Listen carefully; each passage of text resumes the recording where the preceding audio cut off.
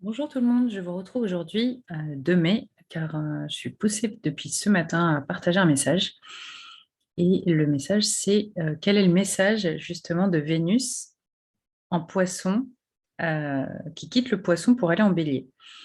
Et donc depuis ce matin, ça tourne, ça tourne, ça tourne. Et au moment même où je me connecte donc pour mettre en place ce partage.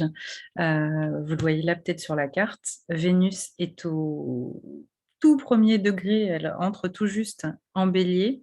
On est à 0 degré 00 et il était 18h18 lorsque j'ai ouvert l'ordinateur. Donc c'était assez intéressant comme coïncidence. Bref.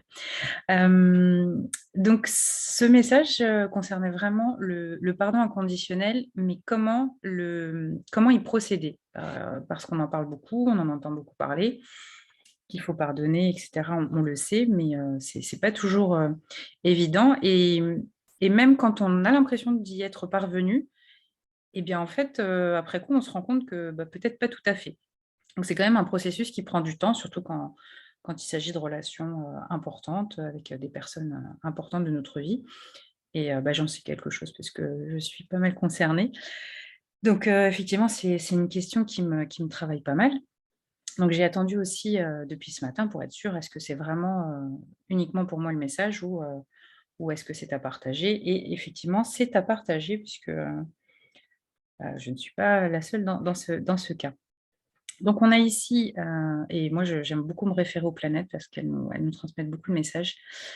Donc, effectivement, à la fin du poisson, Vénus, depuis ces derniers jours, en fait, il faut savoir qu'une planète, à la fin d'un signe, elle fait le maximum.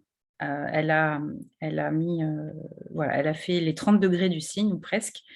Et sur la fin, c'est vraiment la dernière ligne droite. Et c'est là où on fait le maximum pour atteindre l'objectif et pour améliorer ce qui peut l'être et vraiment, voilà, «boucler le dossier» entre guillemets pour ensuite pouvoir passer au signe suivant et là, c'est d'autant plus important que le Poisson est le dernier signe du zodiaque. Donc avant de pouvoir, refermer, le dossier, si j'ose dire, faut s'assurer que puis c'est voilà, c'est quelque part la conclusion de tout le transit de tout le zodiaque, depuis le Bélier, pour ensuite, pouvoir démarrer un nouveau cycle. Donc, c'était enfin les voilà, les transits en Poisson sont extrêmement importants et surtout, au niveau du collectif. Et donc là, le message que j'avais, c'était vraiment la sagesse du pardon inconditionnel. Et là, je me suis dit: «Bah, sagesse, déjà, ça me parle de Jupiter, qui est effectivement également en Poisson». Jupiter, c'est le sage du zodiaque, hein, il maîtrise le Sagittaire et le Poisson également. Donc c'est vraiment le philosophe, celui qui va méditer, enfin qui va, réfléchir, qui va partir en quête de sens, en quête de vérité et de justice. Et Neptune, en Poisson également, est à domicile et donc là, on nous parle vraiment de pardon, de compassion, d'ouverture de cœur et de lâcher prise. Puisqu'il s'agit de ça aussi, avec le pardon. Il s'agit vraiment de se libérer d'une tension, d'une relation, d'une émotion qui nous pèse en fait, même si on n'en a pas forcément conscience, qui en coulisses, continue à nous travailler parce que, forcément, dans l'inconscient, le subconscient, il y a toujours des choses qui se trament et le mieux, c'est quand même de libérer ce type de schéma parce que, ça vient nous rattraper, souvent au moment où on s'y attend le moins et c'est lorsqu'on s'y attend le moins qu'on se dit: «Bah, en fait, je pensais avoir fait le travail et visiblement, il y a encore des choses à faire». Donc, c'est quelque part, ce que voulait nous dire Vénus avant d'entrer en Bélier puisque, donc en Bélier, comme je vous le disais, elle va démarrer un nouveau cycle et puis c'est une toute autre énergie. On est, vraiment dans une énergie après de feu, de nouveau départ, de commencement, de prise d'initiative et en Poisson, on est beaucoup plus dans l'introversion, dans l'introspection, dans le soin en fait, hein, s'auto-guérir, se comprendre au mieux pour pouvoir, se libérer, lâcher prise, transcender l'ego. C'est ouais, l'ego a un rôle important souvent dans les blocages, liés, au pardon qu'on a parfois du mal à accorder et pour cause, hein, il y a pas à culpabiliser à ce niveau-là Et moi, le message qui m'est parvenu, c'est que il faut non pour transcender l'ego, en fait, il faut sortir de la 3D et aller au niveau de et monter au niveau de l'âme. Donc effectivement, souvent, bah, on peut en vouloir à quelqu'un, bah, parce qu'il s'est passé des choses qui font que, la relation ne pouvait plus continuer et tout cela, effectivement, concerne notre vie dans la matière, notre vie sur terre, notre vie physique et relationnelle et notre personnalité, notre ego.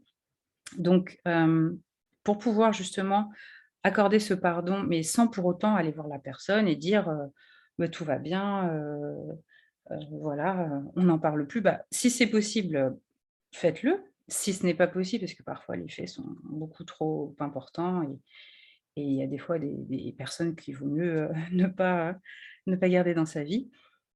C'est vraiment de monter au plan de l'âme et de voilà, d'imaginer que, bah, voilà, sur terre quelque part, c'est un peu comme un jeu de Playmobil, hem, même si, bah, c'est pas toujours, c'est pas drôle tous les jours, mais voilà, je pense que c'est la solution, qu'on peut tenter d'expérimenter en tout cas, pour les pardons qui sont vraiment difficiles à accorder.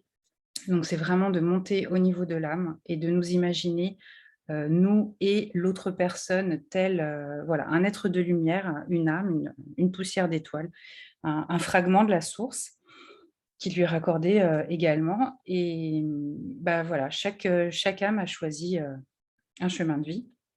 Mais voilà, en dehors de ces considérations physiques, terrestres et émotionnelles, il faut vraiment ouais, transcender tout ça. Donc c'est vraiment remonter tous les chakras et aller au niveau du chakra coronal et voilà, de visualiser, l'autre dans aussi, sa boule de lumière, chacun, voilà, dans sa bulle de lumière et voilà, de toute façon, à la fin de la vie, terrestre, tout sera réinitialisé d'une certaine façon.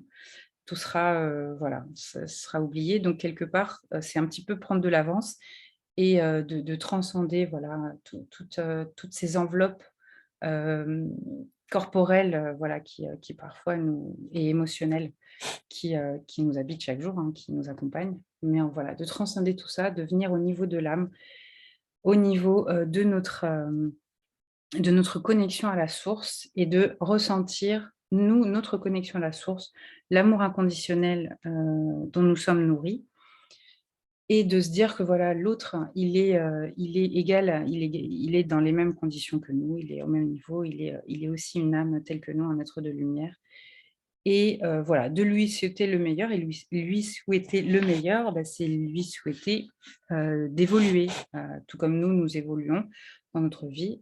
Chaque âme a choisi, un chemin de vie pour évoluer, bah, selon elle, sa mission d'âme, en fait, son chemin d'âme.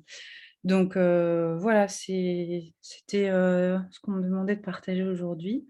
J'espère que ça vous aidera. Bah, moi, du coup, comme à chaque fois, je suis appelée à enfin, voilà, je suis tentée de tirer une carte et je suis donc allée chercher l'oracle de, Kuan Yin, d'Alana Fairchild. Je vous mettrai en description la référence et qui est la déesse, une des déesses, hein, de l'amour inconditionnel.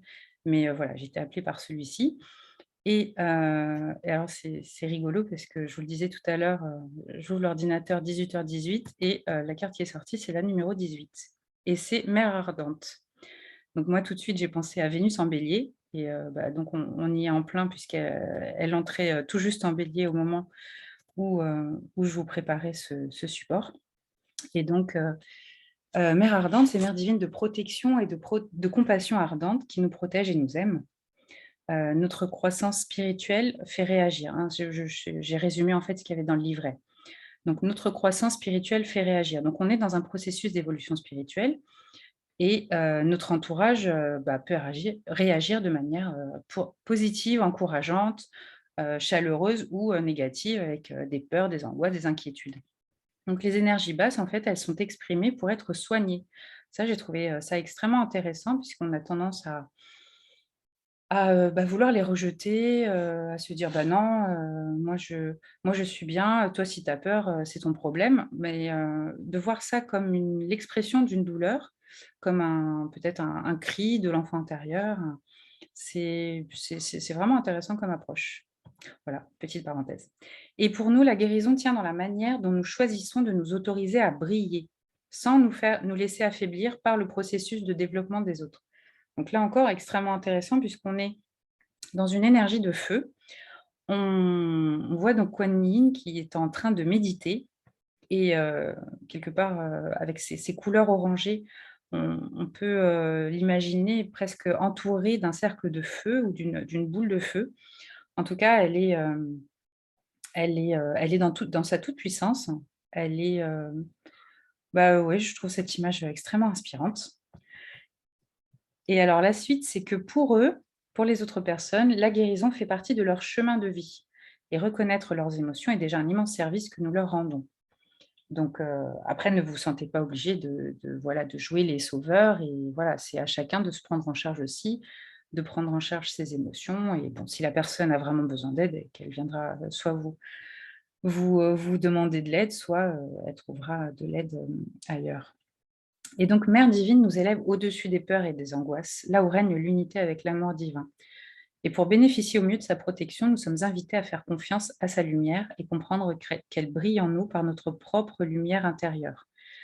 Donc, on peut voilà, fermer les yeux et imaginer Kuan Yin dans toute sa lumière et en fait, l'imaginer qu'elle est en nous. Donc, on peut aussi, voilà, vous pouvez méditer et visualiser qu'elle s'approche de vous, de tout son amour, de toute sa protection et qu'elle entre en vous par votre chakra du cœur, puisque voilà, l'amour inconditionnel, hein, c'est de là que ça part et ça va venir rayonner, bah, dans tous vos autres chakras, dans tous vos corps, dans toutes vos relations autour de vous et donc bah, voilà, c'est un message, que j'ai trouvé, extrêmement intéressant et donc bah, j'espère que ça va vous aider et je vous souhaite, bah, je vous dis à la prochaine. Voilà, à très bientôt.